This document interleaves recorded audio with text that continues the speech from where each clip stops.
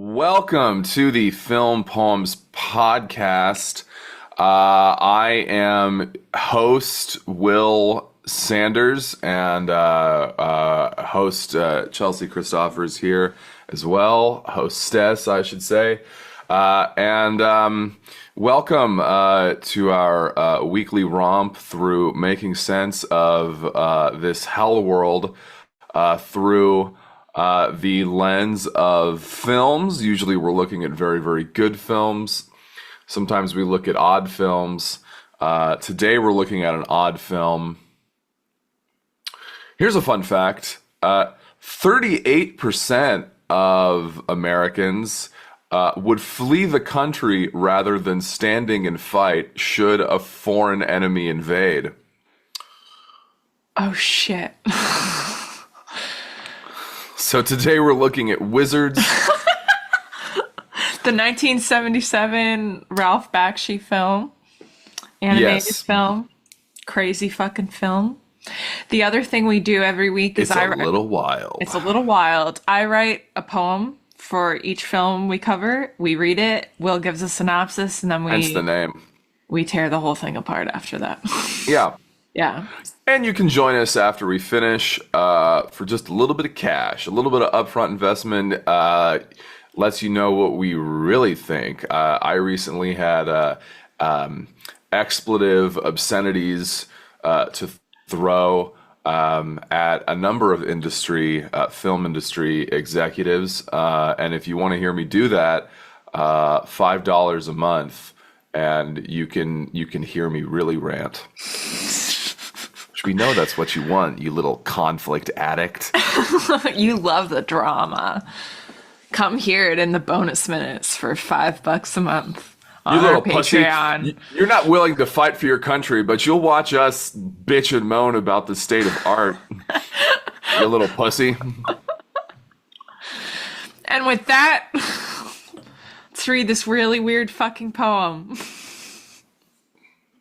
in honor of Wizards. This is my favorite part. This is the best part of the whole show. Okay, great. I'm glad you said that because it's going to get experimental today. Okay, here we go. I carry no banner. I have no name. You cannot call me a god. I have only this flower which buzzes and rains, stems open for those who are gone. Call me a liar, if you wish. Call me a joke and a fiend, but it is the petal which sings to me, and its flourish will set us free. Don't tempt me to take it into aim. Don't tempt me to tell you you're wrong. I fondle it only to tell them of darkness. It is there they can hear this song. Tell me, what is it you need? You can always count on me. Serenity. Mark the door, I'll enter then. I will be your loyal friend. Der Frieden. Wield me as you please. Happy rising to my feet. I'll defy each vile thief if you use me. Please stop running. I am no foe. Please stop running. Please don't go. Listen to the hope of this world's end. Der Frieden, der Frieden, der Frieden. Beautiful, beautiful. That was really lovely. Very experimental. I mean, I thought you meant experimental poetry, and then it became a mixed media kind of thing. Yeah, I'm really into when like Allen Ginsberg sings his poems. I think that's like weird and unsettling and uncomfortable, and it's like a great way to pierce through people and have them listen. So there you go. I think that was successful on the whole. Let's like get this to Ralph Bakshi. I think he's still alive. Fingers crossed. Probably still hanging on there. He had an animation school that I was trying to get into, and it's just not even theirs. But I think he's still alive. Let's talk about his film. Will, would you like to Yeah. give the people a synopsis so they understand why that poem exists? Sure. So millions of years after the nuclear holocaust. Gosh, it's funny when I say the nuclear holocaust. I mean, I can feel myself saying it differently than I would have 2 years ago. Because when I said the nuclear holocaust 2 years ago, like when I was watching Adventure Time, and they were talking about the Great Mushroom War, it really kind of felt like this far off thing. And now it's just like, well, we're one bad election away from a one-way ticket to the nuclear holocaust. But hope springs because millions of years after that, the magic has returned to at least one part of the world. I really do think Pendleton Ward created his whole Adventure Time universe based on this movie. But that's only in one part of the world that magic has returned, along with fairies and elves and scantily clad women.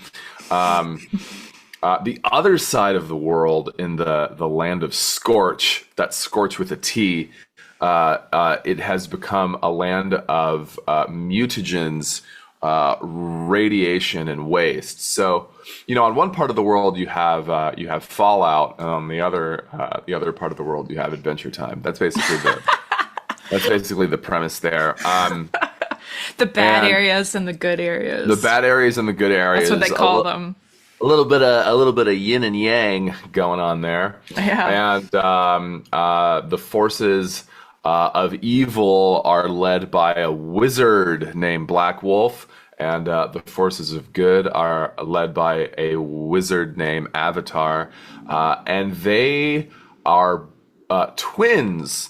They are twins, and they share the same mother, but they don't share the same father because there is no father. This is a virgin birth situation. So basically, you have Jesus and you have bad Jesus, and after thousands of years of battle between good Jesus and bad Jesus, finally bad Jesus figures out how to overcome good, which is what he will do.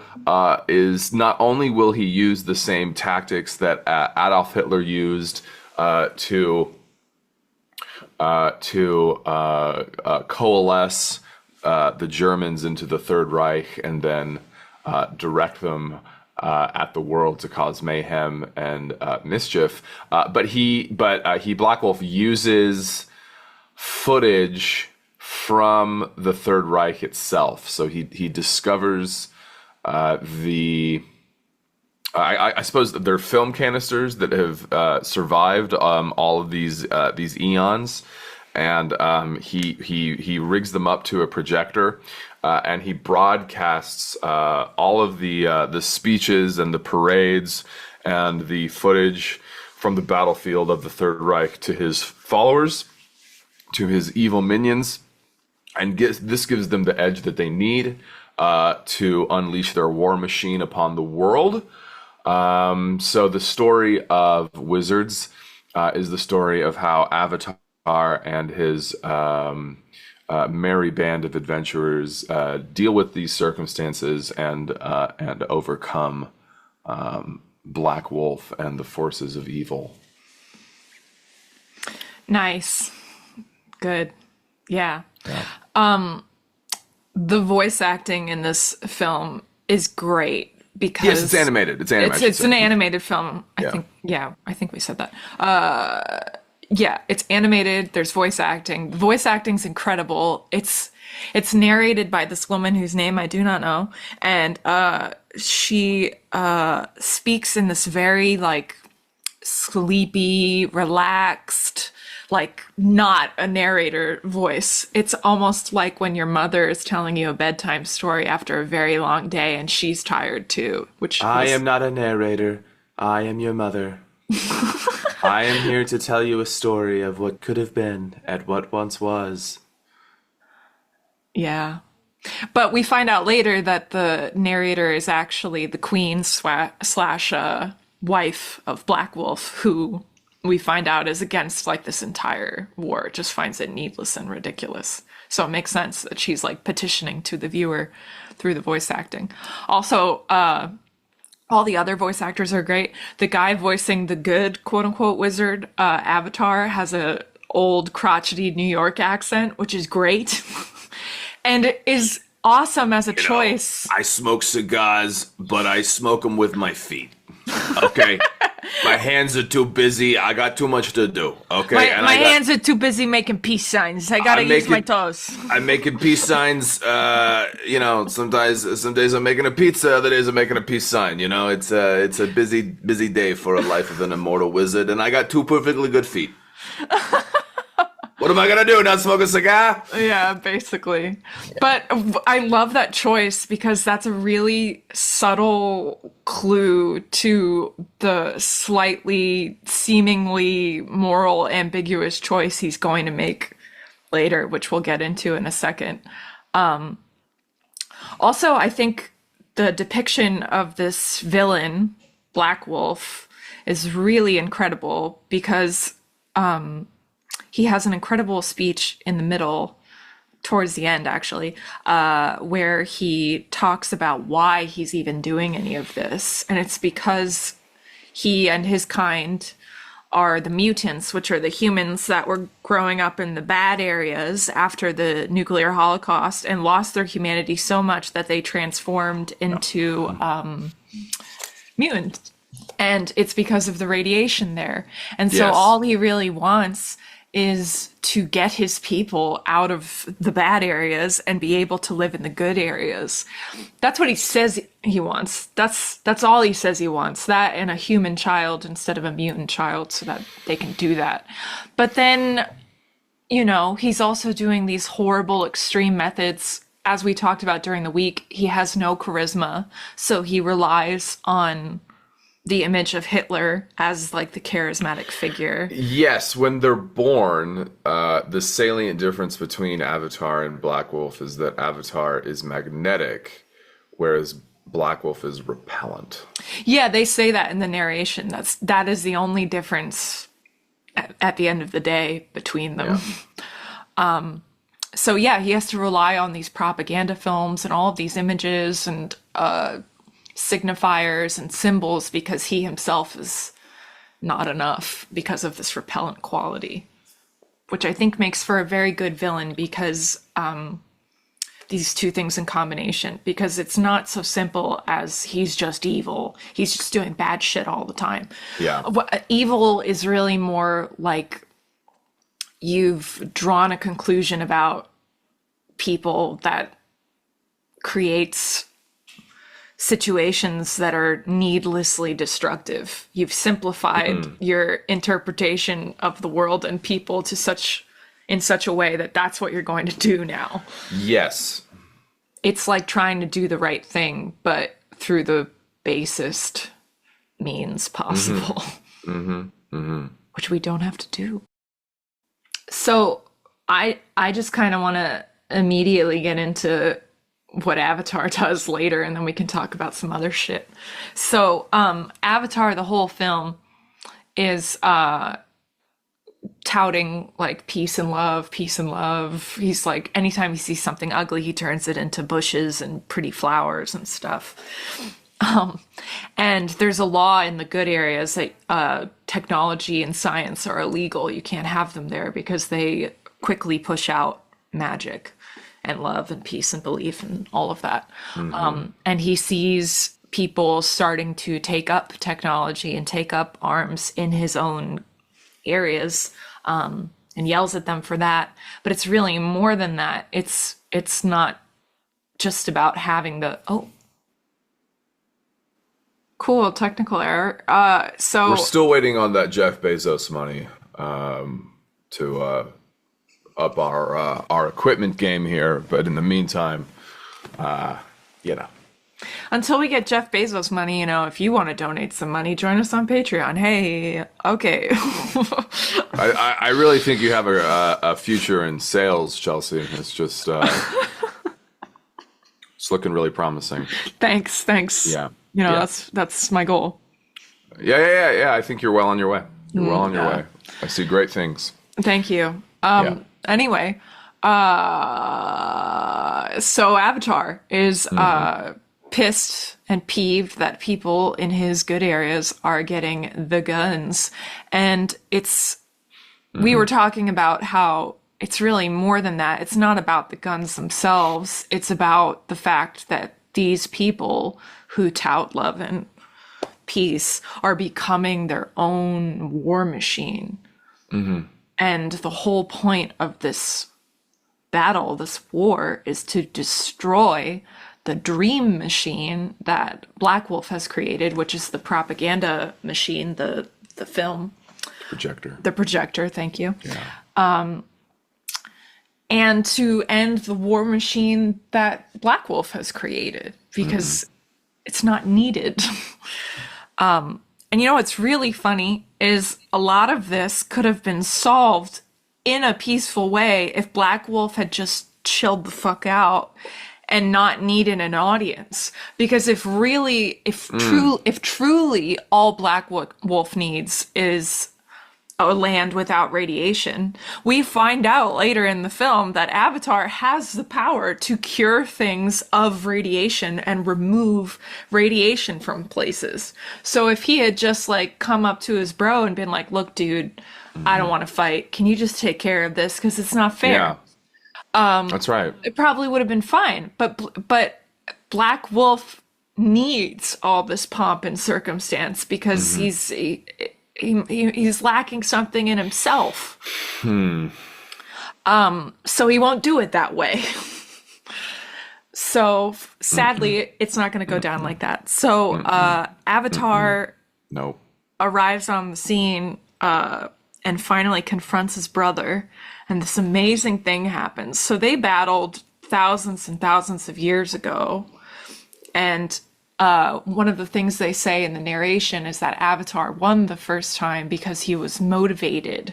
He had motivation, which was the whole problem with Black Wolf's entire army. They had no motivation until they had the propaganda to show them, like, oh, we could have brotherhood, we could have unity, we could win with victory. Yeah, we could be that. So now they're motivated. Yeah, they start saying, "See Kyle," you know. Yeah. Yeah. And one of the reasons why Avatar is motivated is because of the death of the mother. And he has that to propel him enough to defeat Black Wolf the first time. And this time, the intent of it being about the mother is still there, because that's all Avatar talks about when he finally confronts Black Wolf. But then he does this thing. He's like, I have one magic trick I want to show you that mother showed me when you weren't around for situations just like this. And he pulls out a fucking Luger P08 and shoots him, which no one expects.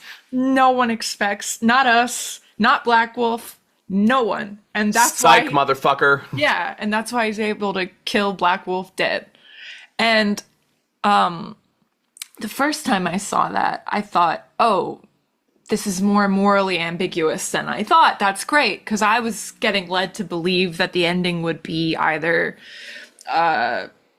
peace doesn't win and it's a failure, or it's like sappy and everything is like healed. And it was neither. So yeah, originally when we talked about this during the week, you and I, we were saying that it's not so simple as peace. It's you know, when you're confronted with evil, maybe you have to have a dose of evil yourself. That fascism and grand political strategies like this require maybe something like that. But what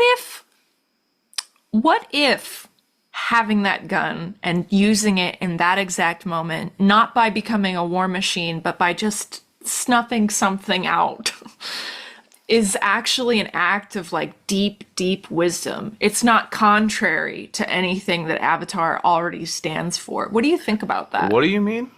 So you could look at Avatar pulling out the gun and be like, oh, this guy's more morally ambiguous than I thought. But what if it's highly moral and highly wise and in line with everything he's already stood for to do something, to have a kind of like quote unquote heel turn like that? I don't know. I think Avatar is just smart. Like he's not ideologically possessed. Yeah. He's a realist in a lot of ways. I mean, he likes to fuck. We know that. He smokes cigars. What's that Alan Watts lecture where he's talking about how you go to India, you sit with the guru, and you feel all blissed out and enlightened or whatever, and then after the Dharma talk, the guru sits under a tree and lights up a cigarette, and you're like, hey, I thought this was supposed to be a pure being. What kind of guru are you? And it's like, well, I'm just a guy, and then there's the element of irreducible rascality, our Jewish friends call it, I think they call it the Yetzer Hara, the thing. It's like deep down, it's like I'm still kind of I'm just a guy. That's really interesting you brought up that culture, because I think in the West... The Jews? No, not just, the Dharma and all of that. Oh, right. Yeah, right. because I think in Western culture, it's our stories of heroes are very Christ-like. And we say Christ-like as in peaceful. And like it's supposed to be... Homie came with a sword, though, didn't he? Jesus came with a sword. There's that entire quote, I do not come to bring peace, but a sword. And I think the gun in this case is like a sword, where it's not about bloodshed necessarily, but it's about cutting through something. It's about the truth and removing that which which is antithetical to the truth. Antithetical to this other way, And how do you see that applying in this film? Well, that's what I'm saying. It's like, I think the gun is the same thing as like Jesus bringing the sword. It's... Yeah, but go deeper than that. Like what, like how?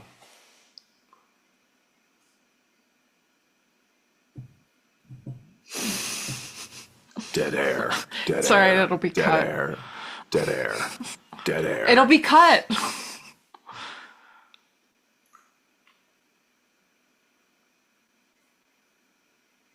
Do you think it's about? You think it's a symbol? Do you think the Luger is a symbol? Well, as we discussed last week, I think you should analyze films as symbols, like a dream, like you would analyze a dream. And so, yeah, I do think the gun is a symbol. It's like a version of the sword, but a more mechanized version of the sword. So is it a sword in the sense that it cuts through bullshit? Well, it pierces Black Wolf's heart, and that's Yes. where the decay, the radiation, the hell really is in his perception of the world, which is inaccurate to the thing we can all feel, which is that like goodness.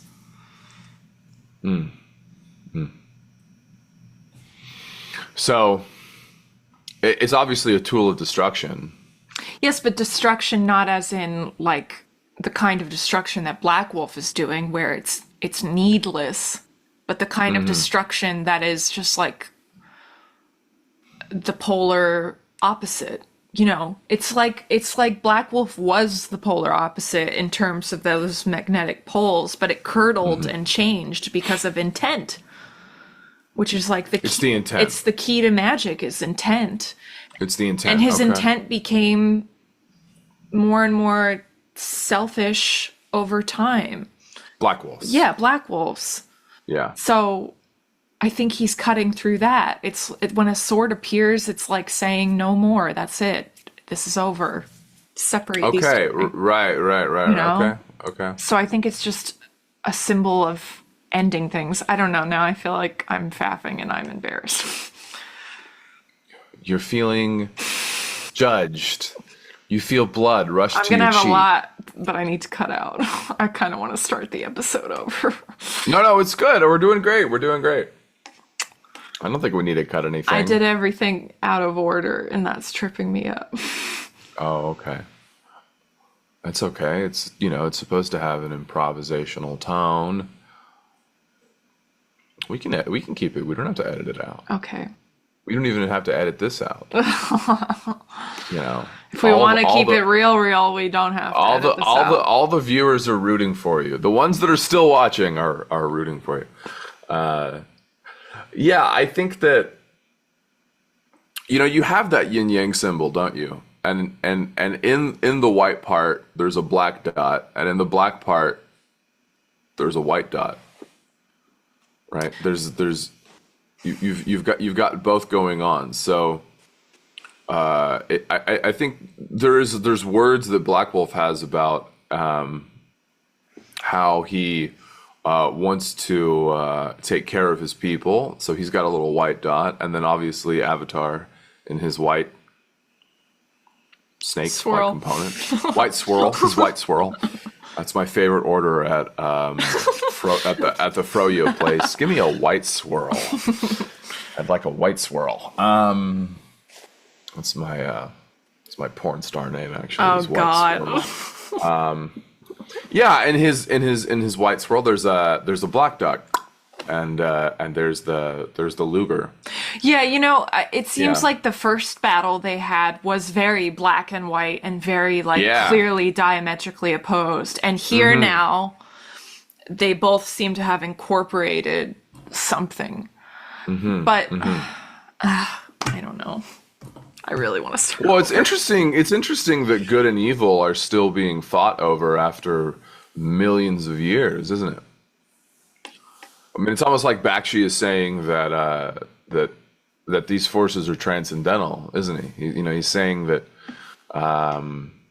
even though culture is over as we know it, we have yet again we've recreated this thing. So maybe it's not this thing, good and evil. So maybe it's not that good and evil are products of culture. Maybe culture is a product of the tidal forces, the polar forces swirling and interacting with each other, sometimes fighting, sometimes cooperating, but always giving birth to one another, be it through conflict or cooperation.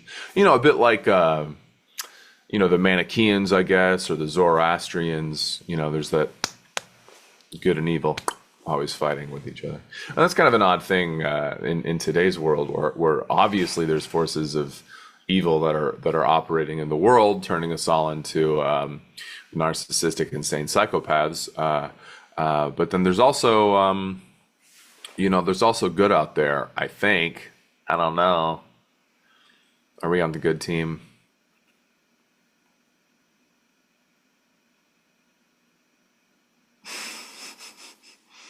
Currently, Chelsea is experiencing what happens when perfectionists turn their constantly critical eye of the exterior world inward. And, they're taking that sword that we were talking about, and they just start wildly chopping and cutting and slashing at their own psychology. And, it makes them feel worthless and not important, and that it would just be better off if they had never been born. Oh my God. That would probably be the best solution. No, it hasn't gone that far. It hasn't gone that far? Maybe we should keep this, because this... Yeah, this... I mean, you're wearing a shirt that says Seneca, who is, of course, the great Stoic thinker, Seneca. I wonder what he would have to say about this. He would be sitting in his bed, being all sick and tired, just going, "You and my student Nero, always with the feelings, these ones." But that's good. Feelings are what make us human, isn't it? I don't think he'd say shut off your feelings. No, I don't think he would. I think he would say, they're there, okay? That's right. They're not going to destroy you. What would he say? What would he say? That's what I think he would say, is that, it's not too dissimilar to what I think Aurelius would say, which is just like, okay, it's just passing through. It's kind of meditative, you know, just like Sure. yeah, this is why I don't it's these moments that make me not want to be a talking head, because this is why I'm a poet. It's easier. These ideas we're trying to express are so big, and we've said it a million times on the podcast before. The truth is bigger than what we can say. Yes, that's true. You know, I've said that I feel nearer to the truth when I'm silent. So doing a podcast is like really challenging. And this is why I've relegated myself to the realm of poet or novelist, because I can deal with a contained image or a contained story and convey something really, really deep without literally telling you exactly what it is, because I don't fucking know. It's funny that you use the word relegate, which you know we it's almost like, you know, you could have used the word banish in that sentence, and the sentence still would have meant the same thing. Yeah, I don't consider myself a fucking academic or like someone who can tell you exactly the way the world works. I can only hint at what I think I know. And what I do know from my studies is that the sword is a symbol not of death, but of cutting through the bullshit. You gotta weed the garden, baby. Exactly. You gotta weed the garden. You have to, and there's nothing immoral about that. You gotta trim the bush. There's nothing. You gotta trim the bush. There's nothing immoral about doing that. I don't think a trimmed bush is immoral. There's people out there that think that it is. But I don't think it's as simple as like I hate even bringing up tropes of yin and yang, because you know, we've already said that in the world. You know, I feel like, well, someone needs to hear it. I mean, maybe there's someone who hasn't had this thought. You know. I mean, we know about it because someone said it to us. You know, we're just passing the baton. I just wonder if there's something else. Like, I don't even feel satisfied talking about the sword and the gun anymore. You know, We've gone meta. I found that moment in the film so profound, because I was like really getting lulled watching the film, thinking I was heading towards a particular ending. And, you know, it's kind of a kid's film, but also not really. But, like, it's kind of just, like, going along on the regular hero's journey, and then, bam, it shocks you with that moment. And that really struck me, because it really makes you question the whole damn thing. And you say it struck you, so how did it make you feel? What was your experience when you saw that? That's particularly yours. I snapped back into the film and was like, whoa, what the fuck? He pulled a gun? After everything we saw, I never saw that coming. And that made Avatar infinitely more interesting, and whatever the message is, infinitely more deep, because it's even more unknowable now. It was leading you down a very black and white path, and then gave you something seemingly gray. And seemingly gray. Yeah, I don't know if it is actually gray. That's kind of my point. Is like, is this really about moral ambiguity, or is it all white in the, you know, yin and yang? Well, let's try to work that out. I mean, does like why does good triumph over evil? Why does that happen? Well, in this case, in this film, let's just keep it in this film. That might help us. Okay. He does something really fucking smart. He has a secret weapon the whole time that no one expects. So I think that's the only reason why he's able to defeat Black Wolf, because if he had whipped out any of his usual spells or anything at all, Black Wolf would have expected that, and he may have lost. So are we saying that in order to be good, that we have to be tactical, we have to be intelligent? I think you have to have intelligence and be a little like wily about it. I don't know if it's about injecting or taking in some of the poison of evil yourself, because he is still standing for love and peace. He's shutting down the option of another world that removes that by shooting this guy. And I mean, I always thought it was really fucked up that they call a gun a peacemaker, but this is a really good instance where it actually makes sense. You know? Say more. Because you look at a gun and you immediately think of it as a violent object, or an object that spells literal death. But Well, you're from the north, so yes, you would. You pasty. Actually, I'm the pasty you're one the here. pasty one. I'm olive skin. Yeah, right. That's true. That's true. That's true. But it's literal death and symbolic death are, in the grand scheme of, understanding, the same thing. Things have to end. Things have to stop. Things have to stop. There are things that cannot continue. There are things that don't belong in your garden. You have to trim the weeds. You have to pluck out the rot. Is that where we are? Is that where we are in the world today? This has just got to stop. We're at that point. I mean, right? it's a dangerous thing to say that in the same breath that we're talking about guns. I'm not encouraging anything. Well, you also literally said that violent. you also said that the gun is not only a bang bang bang, but it's a symbol of the truth in the way that the sword is. Yeah, I think you have to think of it like that. You don't have to literally be violent, but as we've discussed before, to remove something from someone's mind or to show them another way is kind of a violent act. You have to I was going to jostle ask you, people. Is the truth violent? Yes, I think it is. The truth is violent. And I don't mean violent like blood and guts. I mean violent like something gets torn into something. And it's only violent because you resist. If you didn't resist, it wouldn't hurt so much. You little fascist. Is that fascist? I don't know. I just like calling you that. Well, we are kind of perfectly I'm probably today. projecting. I'm probably projecting. You're in a actually. sunny little spot, and I'm in the creepy goth lighting. So But it's so sunny. I gotta have my sunnies on. Yeah, That's how sunny it is. Yeah, to hide my sunny disposition. Yeah, we went off the rails. That's all right. No. I like we found one though. I like this. Let's keep going. Oh, well, what else you got? I don't. Well, I mean, we were talking about the violence of truth.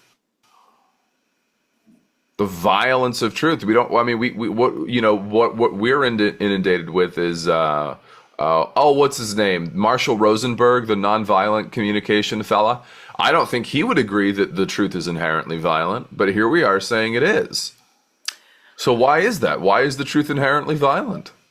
I mean, when you're really confronted with it, which again, I think is beyond words.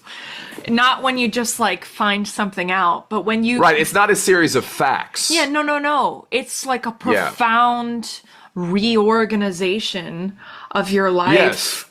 Yes. There's a transcendental schema to the truth. Yeah, and this is where the Christ-like shit could come back in, it's when you're in the presence of something so... Right. Let's welcome Jesus into our hearts right now. Please don't make fun of me. I'm not making fun of you. When you wear the glasses, it seems like everything you're saying is making fun of me. No, it would still sound like I'm making fun of you with the glasses. I assure you. No, but when you're in the presence... I'm speaking from my heart, which Okay. is, there's a wild, acerbic heart. Yeah. That's why I was being sarcastic when I said my sunny disposition. Okay. Yeah. Yeah. I love you, though. It doesn't mean I don't. I love you too, baby. Okay, there we go. I think when you're in the presence of truth, it feels world shaking.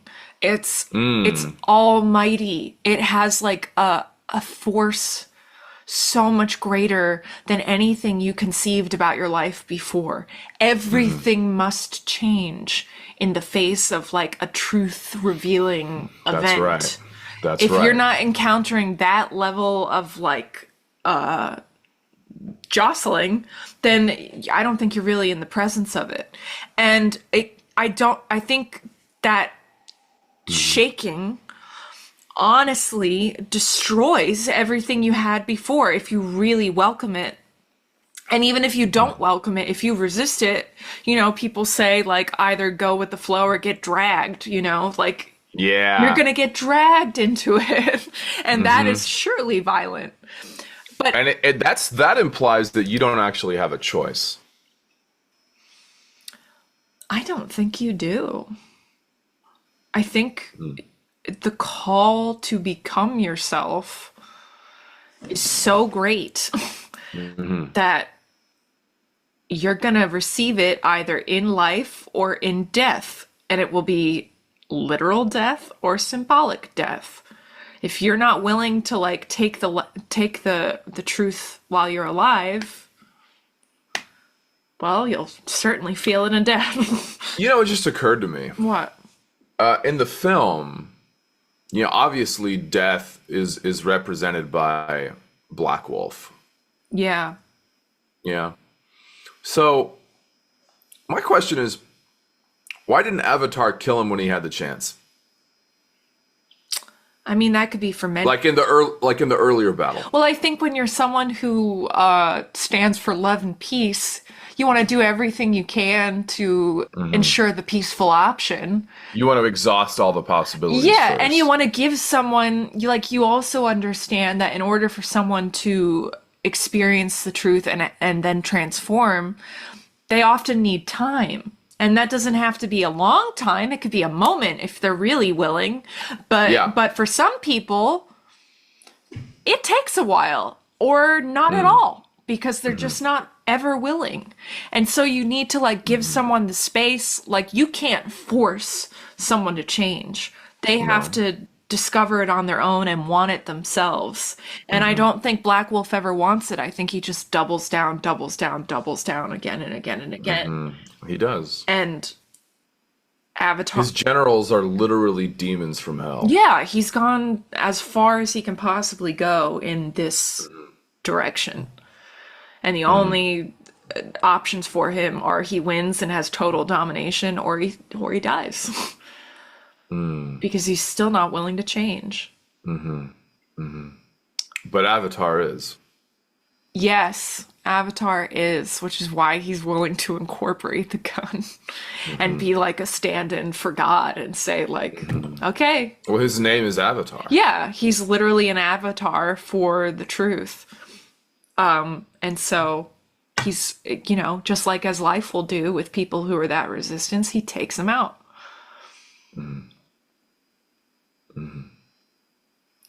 I don't think human beings should be the ones to decide whether someone lives or dies. I think that's fucked up.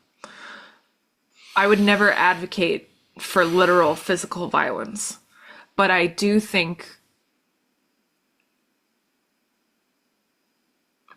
if you feel really called to tell somebody something, like everything in your bones is saying this person needs to hear it, then you ought to do it. And even But don't you feel that way? I do feel that way often with people. And so maybe being a talking head is okay. Yeah, it's that impulse that compelled me to finally say, yes, let's do a podcast.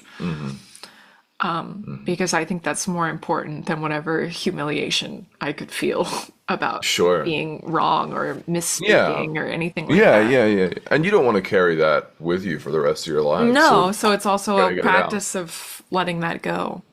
Yeah. I feel that. Yeah. I feel that. Is there more we want to say about that particular thread?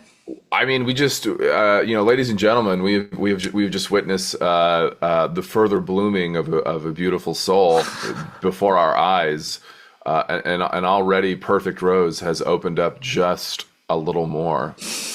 So yeah, this is good. You get to see. You're not. We walk the walk and we talk the talk and we do it in real time and show it to you. You're not gonna get this on the Tim Dillon Show. Yeah, no. I love you, Tim. I love you, Timmy. Tim, with all my heart. You're. I love you. I love you too. Yeah. So if we want to move in some other directions. Yeah. One thing you were talking about during the week was how there's two things, and you can go down either thread. But this film is clearly a polemic against mass media, and that's interesting because it's a film. Yes. So you could talk about that for a little bit. That's a good one. Yeah. It's a good essay question. Yeah. What's the other one? The other one is you were talking about Jung and Woden and the spirit of... Oh, okay, just very quickly on that. Like, if you want to know more about, Jung had a very interesting thing to say in his essay Wotan, which was about the Third Reich. And,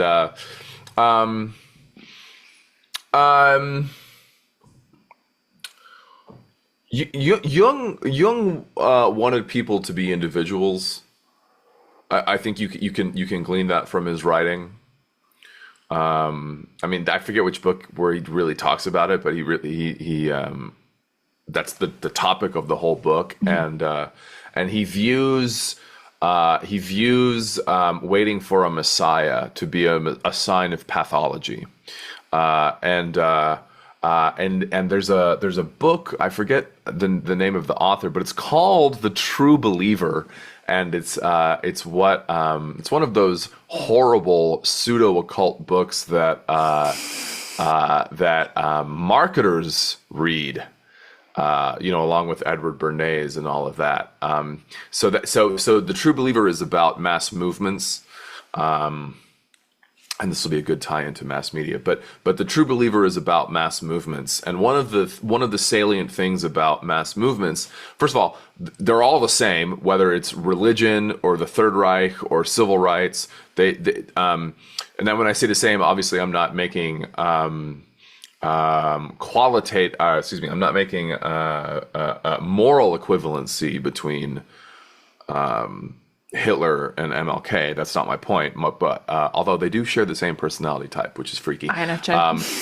Yeah, right.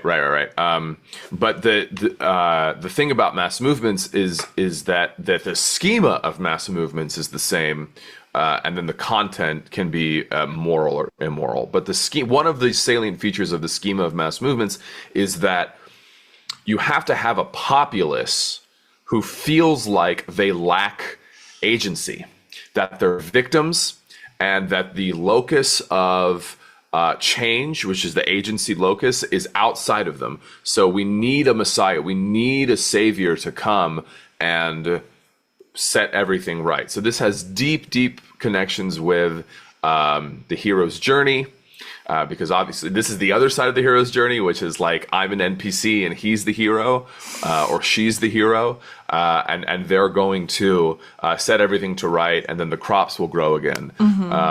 Rather than, which is the psychologically mature thing in Jung's view, which is saying, oh wait, no. Actually, the hero's journey is something that's within me, and I can make the fucking crops grow. Everyone but me is an NPC. Yeah, exactly. Right. So I think it's everyone but me is an NPC, but the definition of an NPC is just a PC who doesn't realize there is a PC. Okay, yeah, that's good. That's good. Right. Yeah, so yeah. That's why I'm a talking head, is because I want to wake you up, to make you realize that you are in fact a player character in your own reality. Right.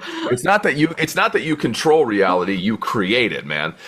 So that's how I feel about that. But anyway, I say that because in the essay Wotan, and this is where people really become very critical of Jung in this essay, is that he likens the mentality of the German people at the time of the rise of the Third Reich to the religion of Judaism, which is always waiting for a Messiah. Right. So people have been critical of Jung because of this, and saying, oh well, like Jung was a Nazi sympathizer and he's an anti-Semite. No, idiot. No, he's talking about He's talking about people that are convinced that they have no agency over their lives. And I do think his comparison to Judaism is a something of a misappropriation. I mean, I don't think it's right to condemn a whole religion. Yeah, it's not like they're the only but, ones waiting for a Messiah. Yeah, exactly. But that at least gives you some context for the parallels that he draws in this essay called Wotan. So, all that to say, the idea in Wotan, the essay, is that Hitler's charisma, the brilliance of Hitler's charisma, is that he reflected the unconscious drive to frenzy, mayhem, war that was already in the German people. He reflected back to them like a magician would, like a grand wizard illusion. would, like a wizard would, exactly, like an illusionist, right? And so Wotan is the German spelling and pronunciation of Odin, the Viking Allfather, who's a storm god, and who goes on crazy adventures and causes mayhem and war, death and destruction and conquest, and magic wherever he goes. And of course, Hitler and his cronies in the Third Reich were obsessed with Teutonic imagery and paganism. So that's the idea of Jung's essay, and it bleeds so well into mass movements and mass media. Into mass media, I should say, because mass media is based on this kind of formula of reflecting people's unconscious back to them. I mean, if you've watched Mad Men, you kind of understand the idea is that, look, you're not selling a product here. You're selling happiness. That's what we want. We want to be happy. So buy this new vacuum cleaner, and finally, you'll be happy, man. And you can never get enough happiness. There's always you can never get enough. You can never get enough happiness. Yeah. The moment you have it, you'll want some more. Yeah. You want some more. So, I think Bakshi understands all of this because when Avatar and Weehawk and Eleanor and Peace, that's the party of adventurers that he has. When they go off to destroy the secret weapon is not the tanks and the supplies and the guns and the missiles and all of that. No, the secret weapon is the projector. The secret weapon, the thing that's giving the mutant mercenaries, renegades, soldiers, bad guys, minions, the ability to fight on is the projector. Is this canard? Is this false story that's literally being projected into your fucking head? Yeah, because before that projector showed up, they literally say in the story, like, they never won the battles because the fighters would just like get bored or walk away and leave, like they had nothing driving them at all. And I think this is why I chose this very odd, you called it sloppy, I think it's a perfect word, this very odd sloppy doppy film, because it is very odd for this podcast, but it's perfect for this podcast because cinema is dead.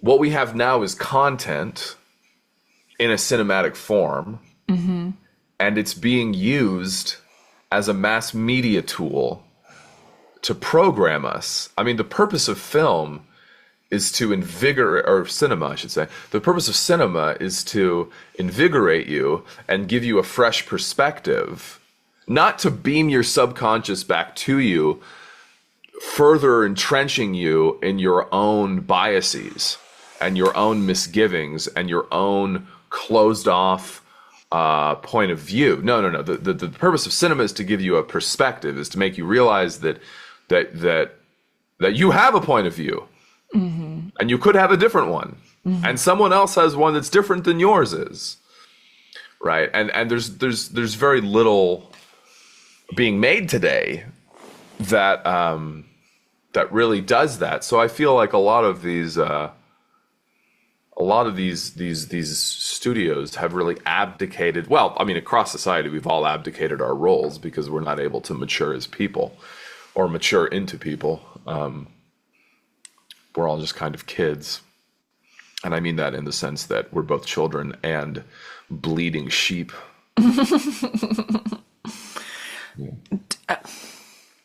I feel like film has always taken the mainstream philosophy and projected it into people's minds and brainwashed them with it. Yeah. But there was still more of what you're talking about with cinema before now. Well, look at Tartovsky. I mean, look at Tartovsky. Yeah. I mean, he's a Soviet. You know, Solaris is not a, you know, polemic against capitalism. No. So, you know, I mean, you said film. Are you talking about cinema? I'm talking about movies across time have had like this two-sided relationship, but it's certainly like, I agree with what you're saying. I think now more than ever it feels like that. But you know, I'm always wondering if it's also always been like this, and I think, well, look at this fucking ridiculous movie that's coming out of the Daily Wire. Like all of Matt Walsh's idiotic films. What is a Woman and Am I a Racist? I mean, yes, at one level of analysis, these are very important films because they attack the mainstream. The mainstream is lying to us. The mainstream is, now to be fair, I haven't seen Am I a Racist yet, so I shouldn't speak on that. But I have seen What is a Woman, and apologies to Matt Walsh. I haven't, you know, I'm righteously indignant. You know, it's not about you, man. But my point is simply that it's not enough to have. It's not enough to say you're a liar. Here's why. That's not enough. You have to then go in and say afterward, and here's what the truth is. yeah. This reminds me, I don't know why I'm making this connection, but this reminds me of what you were talking about yesterday when you were talking about the original symbol for America and the debate between an eagle versus a turkey. The eagle and the turkey? Yeah, like you said, Yes. you said that Benjamin Franklin was saying we shouldn't have an imperial symbol. We should have a symbol of a shared feast, like a turkey. Like a turkey. Yeah. Yeah. And I kind of feel like that's a really good metaphor for what we're kind of talking about here. You can either be brainwashed with this like over belief, over dream, or we can all like feast on all of the specificity, all of the unique little kernels that we all have. Yeah. Yeah. I'm sure that if Black Wolf had had a change of heart. Well, you name your kid Black Wolf, you're kind of setting it up for failure. I mean, yeah. Yeah. And if your kid is born with like holes in his forearms and a receding hairline coming out of the womb, you know, that's it's just more. And gray skin. Yeah. Poor guy. But I think that if he had had a change of heart, that Avatar may have welcomed him in. Absolutely, but he clearly wasn't going to. It'd been thousands and thousands of years of life where it was never indicated, even from day one, that would be a possibility. So I think the gun, just going back to this because it's because it is a huge symbol. I think the gun also represents that is the decision that you're out of chances. Yeah, time's up. Yeah. Time is up. One of the things I also love in the film is the scene where two of Black Wolf's minions go to find the priests because they think if they get God on their side, then the people in the army will really be convicted. and they go to this temple, and they're like, look, it's full of religious symbols, and it's got a Coke sign, it's got the CBS logo. Oh yeah. Which is one of the creepiest logos on the face of the earth. Like, I don't think The you big can. eye, I don't think the you can fucking make it eye of any Sauron. clearer that you're an evil corporation trying to brainwash us. Like, It's a fucking eye. it's literally an eye. Yeah, it's like the neighborhood watch eye. It's horrible. Yeah. Yeah, but yeah, anything you want to say to connect everything? Yeah, I do. I feel that look, we're in a period of environmental decline. Certainly environmental change. I mean, even the term climate change. Can we just start calling it climate decline?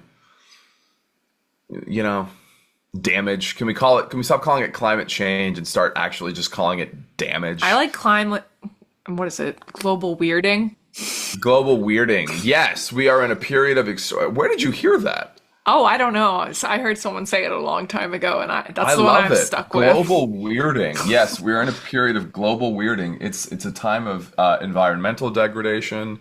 I saw a recent something on YouTube that was like they were referring to our state of affairs mentally as in something like induced pathological self-hate, widespread Whoa. pathological self-hate. And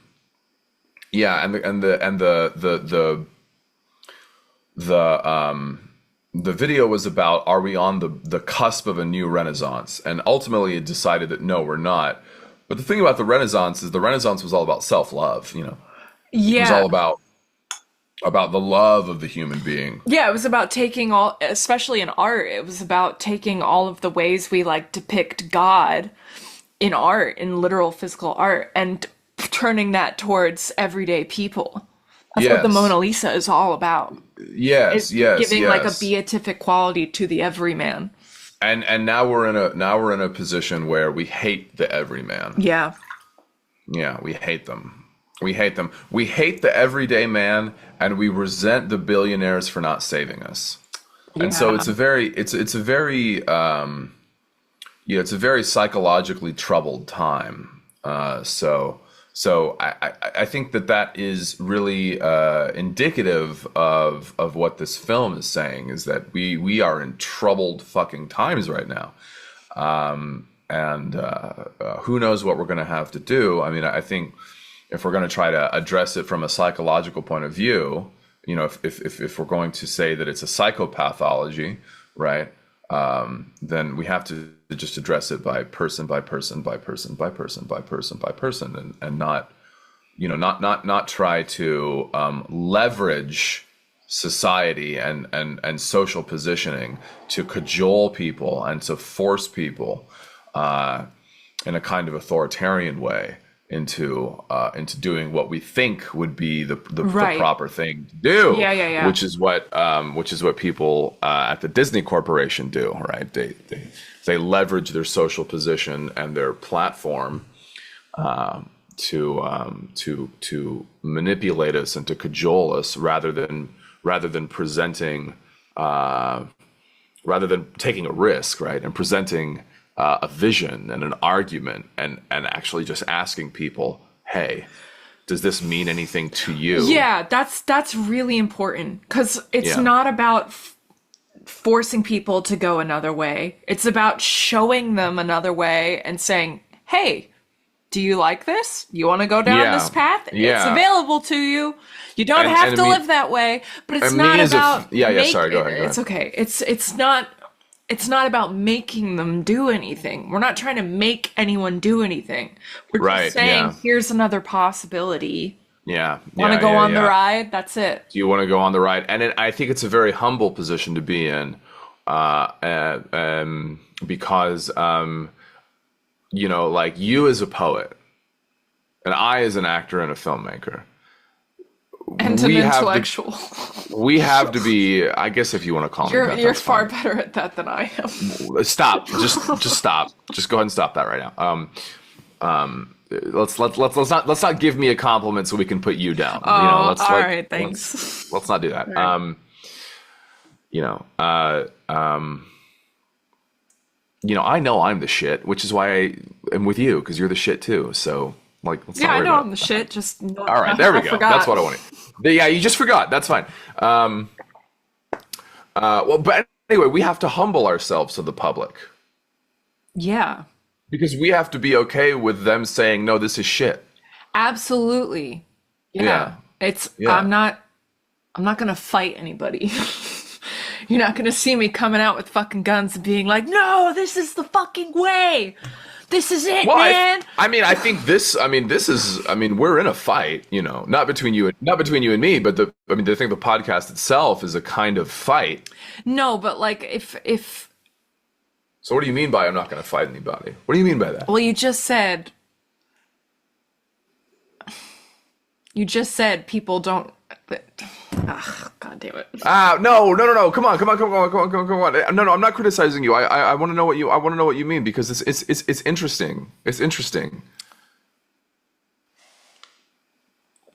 I'm coming from a humble place, and like you said, and if people say this is shit, like you just said, I'm not gonna be like, no, it's not. I'm gonna be like, okay, you go ahead and think that. I'm gonna keep saying it and keep saying whatever I feel needs to be said, and whoever needs to hear it's gonna receive it. If that's not you, no problem. Right. Okay. So their disapproval is not Gonna stop me. something you're taking personally. It's not going to stop you. No, and I'm not gonna oppose them or go to war with them because I think they're right. wrong. I'm gonna Yes. just keep saying what I think needs to be said, Right. and it'll impact whoever's it's supposed to impact. Yeah. And if that's one fucking guy, great.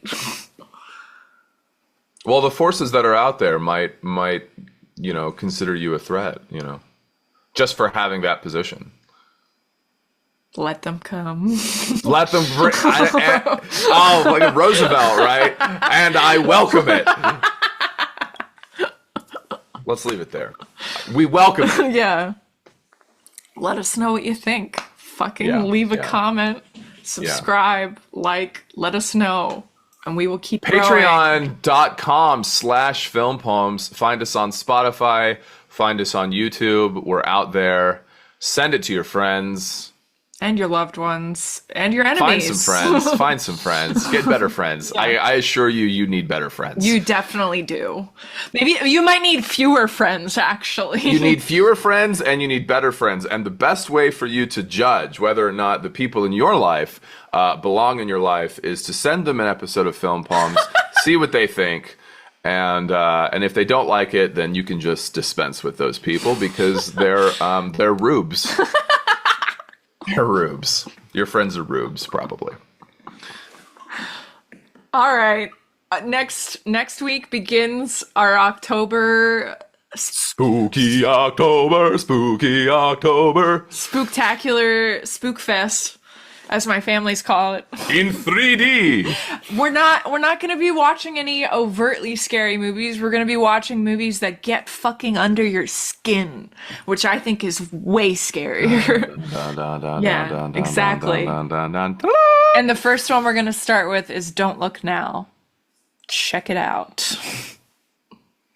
All right, y'all. See you then. Bye-bye. Peace.